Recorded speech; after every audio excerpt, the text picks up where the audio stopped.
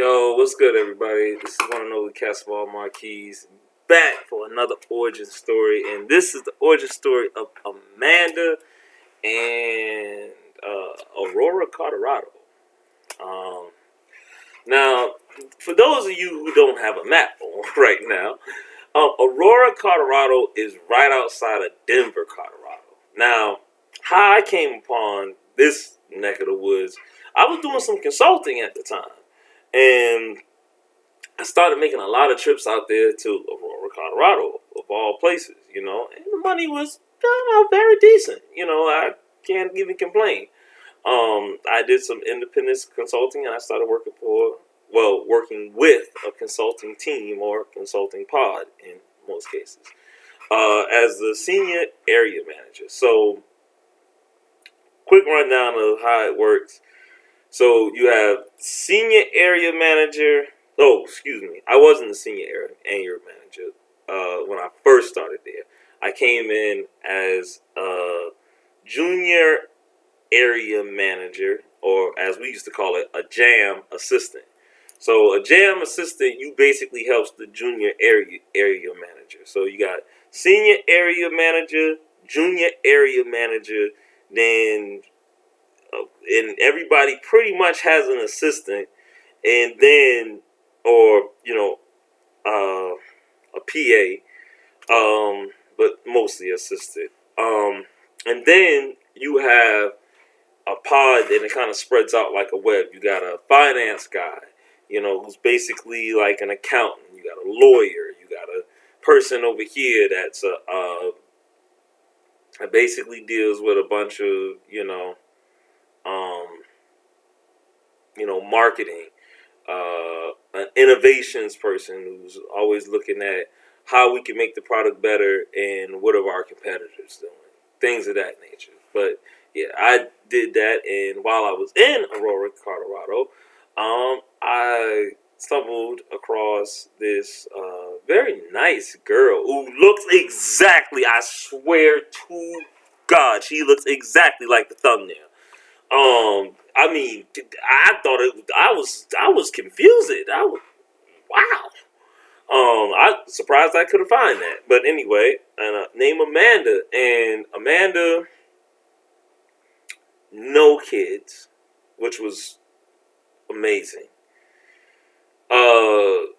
Worked as a nurse at like a dialysis clinic. Still going to school. Lived with her sister, who had a nephew. But her nephew was like her son, and was one of the sweetest persons in the beginning I thought ever existed. I was like, wow, all of this is out here in Aurora, Colorado, Hispanic too, you know what I mean? Which, I like a little Hispanic every now and again. If you can't tell by the stories, and like we would vibe so much about religion and God and everything, and man, it was a beautiful, after 3 months we started dating, after 6 months, and it was just beautiful. And then once everything started to go like this, it blew up, and I was like, oh my gosh. Strike number one was, and now this strike I have to take, and it was on me, because right when we started connecting, and I'm like, yeah, I need to go more to Aurora. All of a sudden, my contracts are like California. I'm getting sent out to like, places to pick up. And I mean, they good money, so I couldn't turn them down. I'm like, California? North Carolina? I'm like, I don't want to be here. I want to be, what I'm saying, where I need to be. You know what I mean? Like, crazy. And then, so I had to eat that one. So that was that caused some tension in the relationship. Then on top of that, I didn't like how her family would just run over her like that. You know what I'm saying? Like, sometimes I spoke on this before in another video. Especially if you're dealing with a Hispanic person, because it works both ways, male or female. I love Hispanic communities because they show me what a family is supposed to be. But sometimes you have some individuals in your family that'll just take advantage of you, and it's like, I understand doing for your family, but sometimes you can go overboard to where you just basically stripping your family of a way out, or you're keeping them locked in a situation instead of, letting them, grow and figure it out yourself. You know what I mean? So it becomes, her being a little bit of an enabler. And for me being on the outside, that is the most, or any guy being on the outside, ladies, that is the most difficult and messed up place to be, because it's like, do I say something? If I don't say something, I'm a slime ball. If I do say something, I'm an a-hole. So it's like, it's crazy. That was the first thing. The second thing was, she wanted to spend Christmas together, but I just couldn't, at the time, and I'm kind of glad about this, because I was supposed to go see her, but I ended up going, in hindsight, either way, I ended up going home to my mom's and everything else, and I cooked for her and everything for Christmas. And that was actually like one of the last few Christmases my mom I'd spent with my mother on this planet. So even though at the time I regretted it, it wasn't. And she really broke up with me after that, and it was like a split.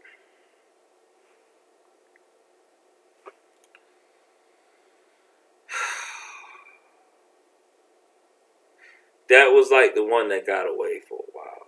Until I find out that her ex, who she had spoke on, who moved to Cali, all of a sudden, Amanda moved to Cali. So it kind of had got me thinking, which I know she wasn't cheating, but still talking to him, I'm pretty sure that's what was going on.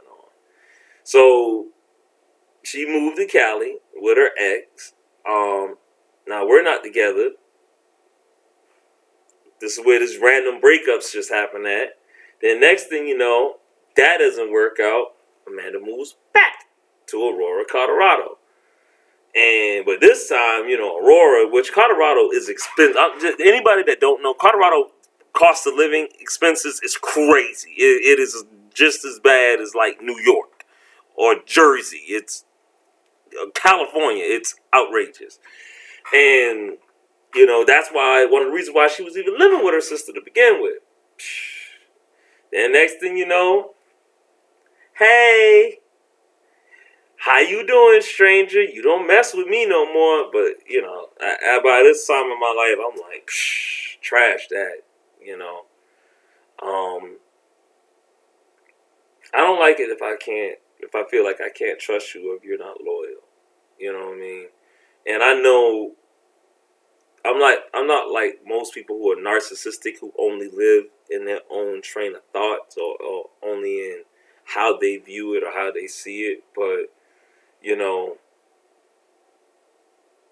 I'm a patient guy, but I ain't no fool. You know what I mean? 1 plus 1. If 1 plus 1 equal 2, and you even know it and you even admit it, what can we say? What can you say, right? But moral of the story is, I guess everybody has their limits. And that was one of those relationships that I started realizing that my career,